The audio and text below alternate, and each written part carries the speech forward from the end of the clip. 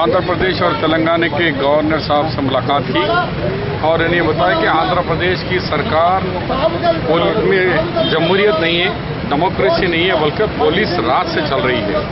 हमें शर्म आना चाहिए कि डेमोक्रेसी कंट्री में होते हुए 50 दिन से जो गांव जहां पर मल्लाना सागर है वहां के सबमर्ज विलेजेस में 50 दिन से 144 और सेक्शन 30A लागू कर किसी के गांव वाले अगर बाहर जाना है तो पुलिस में एंट्री करना, और अगर कोई रिश्तेदार बाहर से आ रहे हैं तो आधार कार्ड बता के एंट्री करके आना किस पर्पज से आ रहे हैं और किस लिए तुम बाहर जा रहे हैं। तो इस तरीके से ऐसा दिख रहा है कि ये हम हिंदुस्तान के आज़ाद तेलंगाना में नहीं है, बल्कि हम कहीं पाकिस्तान या फिर तो चाइना के बॉर्डर पे हम हैं।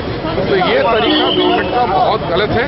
तो गवर्नर साहब से हम रिक्वेस्ट करें कि ये बचाइए, आप जमहूरियत को बचाइए, डेमोक्रेसी को बताइए। चीफ मिनिस्टर ही सब कुछ नहीं है, ये डिक्टेटरशिप चलने वाला नहीं है।